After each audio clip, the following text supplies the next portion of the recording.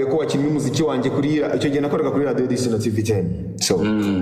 ndamubwira yo man just I'm doing this for the culture, I'm doing this for the love of music. So Pallaso ku icyo gihe tunishuti twere tuvugana umuziki wanjye urasohoka akajya ambwira yo big up on yourself umuziki wanjye zasuwe ejo zisohoka ari mu bahanzi banyandikiraga za rata za swing kanyandikira mbwa naye musajyagwe ngaho atabusenyo kamushimira gutyo tugahura ejo bundi nje Uganda mbere yuko nza kuri no shuro nigize kuzo Kampala nabwo turabona namukoresha n'ikiganiro kuri Yago TV show kindi kitari cyo twakoranye Chameleone. So kuva icyo gihe dukomeza kumishuti gutyo umuziki wanjye urasohoka akajya gukurikirana arambwira yo you have good music igihe kiragera ngarutse hano Uganda rero ejo bundi nibwo twari turimo tuvugana kuri telefone arambwira ariko Yago usko tutarakorana indirimbo wana ndavuga yawo ni nawe wabikubwiye. Yes arambwira tuziko tutarakorana indirimbo ndavuga ya uradushaka kutuzapanga tu arambwira turi hese ndavuga ngende mu rugo uri tayari se ufite umwanya uyu mugoro ndavuga born ready ubwo mugoro wanyine ndi wo mugoro nahise mugereraho duhita ebana anyakiriwe ahana yuba yujuje inzu ye ahana arimo kubaka inzu ye irimo kuzura abaranyakiriye ndagenda ebana turashiringa nyuma y'iminota ingahe vibes ziba ziradufashe tuba twinjiye muri studio tuba dukoze your love was made for me your touch was made for me eyakutonda yatondeza bwegendereza when making you for me you're my twin you fit me perfectly sinje gusa n'abagabo benshi bapancitse sinje gusa n'abagabo benshi bapancitse no mbo yakutondeza bwegendereza for me when making you for me eyakutonda yatondeza bwegendereza when making you for me you're my twin you fit me perfectly girl. Umurase Yamara iyo ndirimbo rero tuba tusanze umu producer witwa Aditi Ranks 256 yo Aditi Ranks pandem fire them say niwe wakoze indirimbo ivuga ngo bino byabaki bino byabanene bino byabaki bino byabanene wantovimba ngatoli munene bajja kukwato kubira banene okuba nabanene tije kufura munene bino byabaki bino byabanene. Urumva tuba turahuye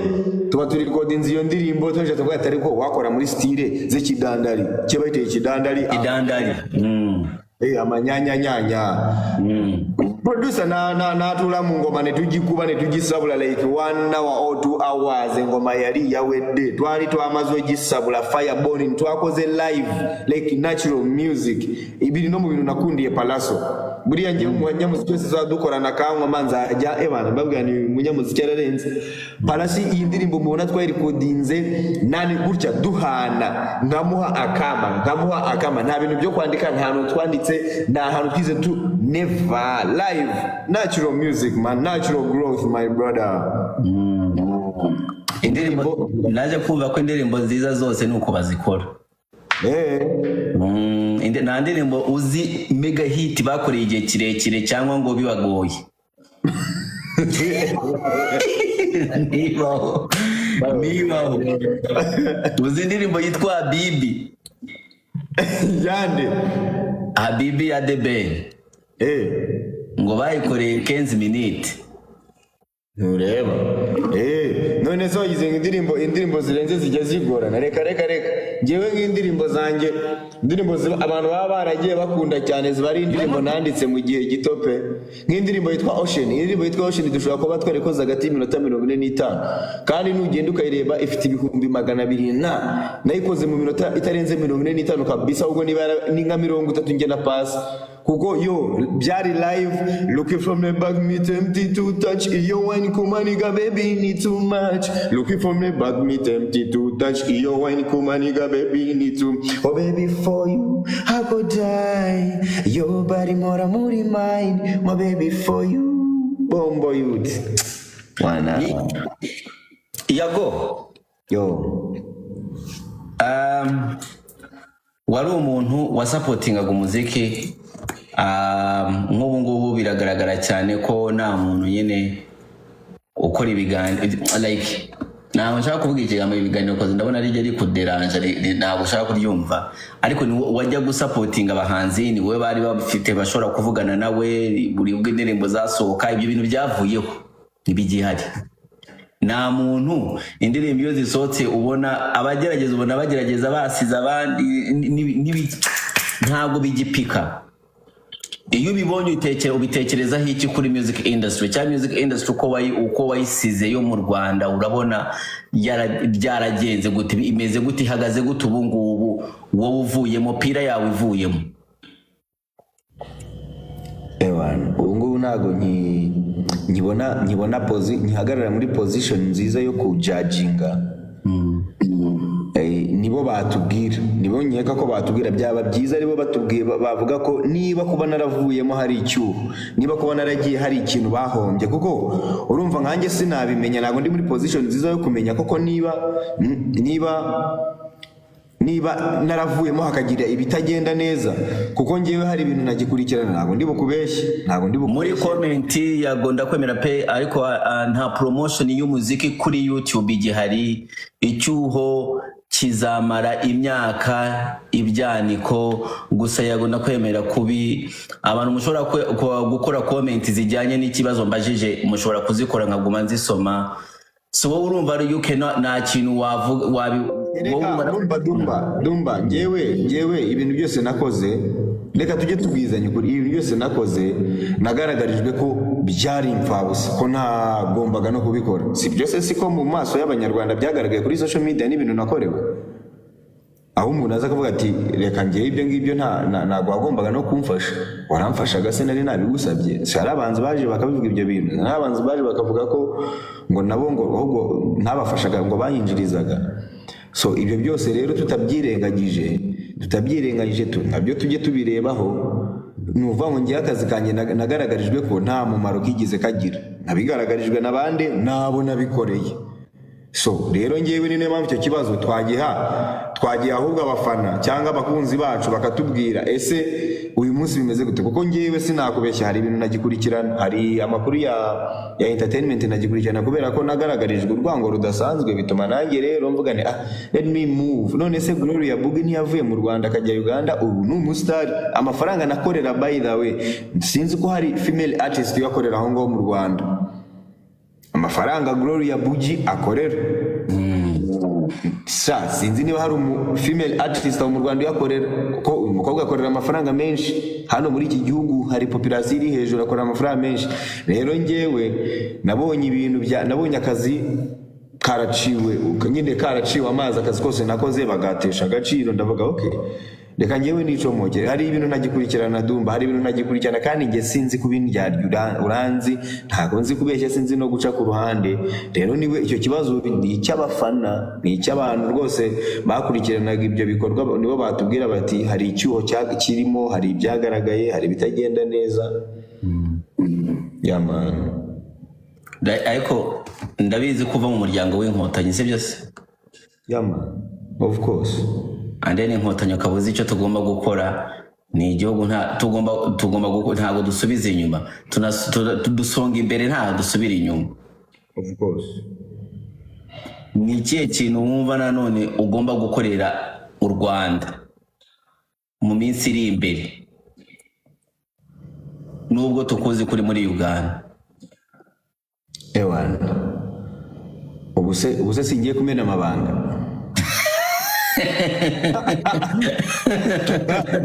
yamene gikotanyi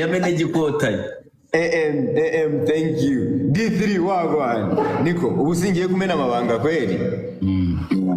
ikintu ngomba gukorera kimenye yive ndakubona my guy ikintu ngomba gukorera u Rwanda already naragitangiye Dumba naragitangiye I am representing my country my brother everywhere I go to the fullest I represent my nation brother everywhere you go uyu munsi abagande bose turi kumwe na Uganda simaze umwaka n'amezi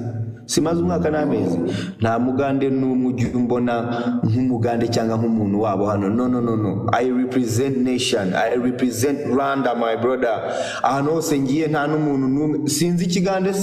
ariko nta muntu n'umwe ujya umpa treatment nk'umugande, bampa treatment nk'umunyarwanda. Nakomeje kurinda ubwo busugire, nakomeje kurinda ko ndi umunyarwanda, nakomeje kurinda icyo kintu. Ntabwo ndi wa muntu uhora aho ngaho mu mbaringa no, narinze ubunyarwanda bwanjye kandi nzakomeza no kuburinda. So bivuze ngo icyo ngomba gukora u Rwanda naragitangiye. Uyu munsi iyo mpuye na Palaso ahita ambwira ati man, you guy inama Sanyalaze manji, you are representing your country very well. Ayo namagambo mbwirwa na Palaso,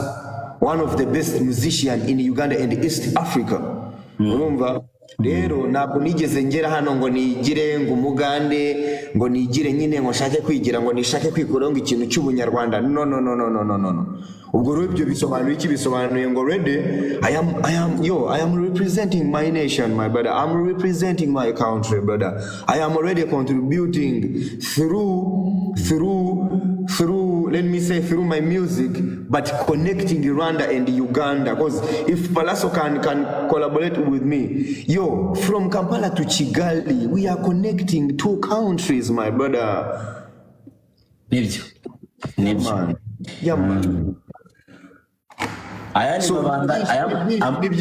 Ni byinshi ndimo gupanga kubera ko hari ibyo nigize kuvuga ubushize, sinzi niba byarumviswe neza, ariko ngewe muri zimwe muri gahunda mfite harimo gahunda yo kuza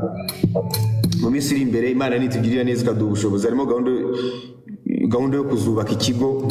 gifasha abantu batishoboye, abanyempano, biri mu mishinga nari mfite nagombaga no kumurikira abakuru, ariko kubera ibibazo naciyemo n'ibihe naciyemo biba ngombwa ko bidakunda. Ariko iyo mishinga iracyahari, Imana ndabizi ko izabikora kuko yarabitwemereye. Kimenyi, thank you so much man. Imana yarabitwemereye, yatwemereye ko izabikora. Tugomba kuzagira ikigo gifasha abanyempano badafite uburyo. Tugomba kugira ikigo kizafasha abana bo ku muhanda, tugomba kugira ikigo gifasha abantu batishoboye, abantu badafite icyo kurya, abantu bababaye. Imana narayibisabye kandi mbwira ko izabikora. Rero icyo biri mu byo ngomba gukorera igihugu cyanjye, kuko icyo kigo kigomba kuzaba kiri mu Rwanda, hatagize n'igihinduka gishobora kuzagira n'amashami mu bindi bihugu bitandukanye, kugira ngo dufashe isi yose. Ni Imana yaturemeye. Mu gihe twaramutse bavuga ko kuramba ari ukuramuka. Bimwe mu bintu rero mfitiye, umwe mu migambi nakwita ko ari imigambi mfitiye igihugu cyanjye, harimo no kuzafasha abajene, abo twafashije buriya bari bakeya. Hari benshi bazi ko bino bintu ngo twabivuyemo ngo tutazagaruka. Oya, njyewe ndahari. Nshobora gufata imyaka 2 nkabanza nkashyira ku murongo umuziki wanjye, nkongera nkafata imyaka 10 nkaza ngakora podcast yo gufasha abantu, cyangwa nkakora ikigo gifasha abantu. Njyewe nshobora kumara umwaka ntari recording imiziki, ndimo gukora content, ndimo gufasha abantu, nkongera kuko ubuzima mbayeho Imana yamaye hano ku isi, nta muntu n'umwe ubugiye uretse Imana. Niyo mpamvu nta muntu n'umwe ugomba kumitiramo icyo gukora. Njyewe nshobora kuvuga ni ngiye gufata imyaka 2 mfasha abantu, ngaruke kuri YouTube nkora ibikorwa byo gufasha abantu no kuzamura impano, hanyuma nyuma y'imyaka 2 cyangwa 3 nkongera nkasubira mu gukora umuziki wanjye, cyangwa nkashaka n'ikindi kintu njya gukora. Niyo mpamvu nifuza ko abantu muri hano mugomba kumenya kino kintu. Umuntu ubona wanabyaye, ubwo kubabyaye, uriya muntu afite amahitamo ye, afite ibyo abona, afite vision, afite focus yindi itandukanye n'iyawe. Mujye munyuzamo mubyumve kabisa, kuko hari abantu babona batabyumva. Abantu babumva umuntu akwiye gukora ikintu kimwe, umuntu akwiye kuba ahantu hamwe, umuntu akwiye kumva ibintu kimwe nawe. Ntabwo ari uko nguko isi imeze. Universe itanga amahirwe kuri buri muntu wese. Universe itanga amahirwe kuri buri muntu wese, ahubwo uburyo dukoresha amahirwe universe yaduhaye ibyo bintu biba bitandukanye. Naho ubundi nta uruta undi, nta mwiza kurusha undi, nta usa neza kurusha undi, nta muremure kuruta undi, nta mugufi, twese Imana yaturemye dukunze kandi yaturemye mu rukundo. niba ufite imigambi yo kuba ufite ibyo bintu byo ibyo uzakora icyo kigo ho kugaruka mu gihugu kubayo ni ryari? Kugaruka mu gihugu kuba sinzi kubayo sinzi ikintu ushatse kuvuga kuko ubu ushaka kumbaza ngo kubayo nkahita nkubaza ngo ubu kufasha igihugu cy'u Rwanda kutabayo aho naba nkucalenginze kandi kubayo n'ubu uretse kuba ntari mu Rwanda mu buryo buri tangible uburyo bufatika ndahari mu buryo bw'umutima ndahari mu buryo bw'umutima kubera iki it's my nation, it's my country. Anose ngenda ubunyarwanda bundi nibyo nakubwiye byo ndi nakubwiye nge sinigize nifuza kwikuraho ubunyarwanda so igihe cyanyacyo nikigera nge nzasubira mu Rwanda kandi ntabwo ari kera ariko kandi noneho kuba byo ni ibindi kuko ubu ngubu ngewe I don't like comfort zone nshobora kujya mu Rwanda nkahamara umwaka ariko nanone kubera ko I don't like comfort zone nkaba nagera nkatuba muri Canada najya Canada nkamara umwaka ubwo se wahita uvuga ngo yago yatorotse ubwo se ngiye muri Amerika nkamara umwaka wahita ngo yago yanze u Rwanda yanze igihugu yatorotse no nuvuga ngo akazi kanjye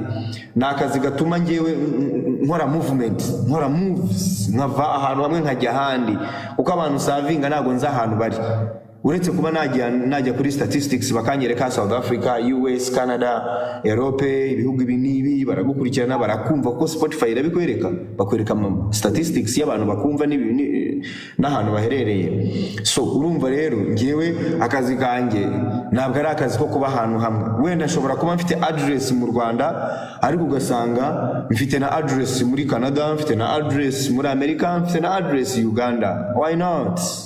So nukuvuga ko mu Rwanda wowe ubayo n'ibikorwa kandi nawe ari ngombwa wahaba ariko you can be anywhere as long as uri murakorera u Rwanda nicyo cyangombwa. Yeah man. Ikibazo abantu bose bifuza kumva bashaka no kumenya sinzi ukuntu uza kugisubiza ariko ndabizi kiragoye ariko abanyarwandakazi abantu bari hano mugome mumenye ko turi hano ku ndirimbo nshasha niyo dukoreye iki kiganiro ya Yago bayita Your Love. Turaba tuguma tuyisampolinga dukishijemo tuyiranye n'abantu bagende bayirebe kuri YouTube. Yago man. Ibintu byanyuma ngewe ndiho curious twatangiye urimo uravuga ko usigaye uri papa uri papa man. Twumvisha amakuru ntitwamenye niba ariyo amakuru menshi abari ibihuha twumva ko watandukanye n'umugore wagaragarizaga ko wakundaga cyane twamenye ko wakundaga ariko tukaba tuzi ko mwabyaranye n'ibyemera ko byaranyereka simbazi by'umugore ntago byandeba ariko se uvugana n'umwana angana gute ameze gute? Life Mungu wanje yitwa Life ameze neza cyane handsome, a very handsome.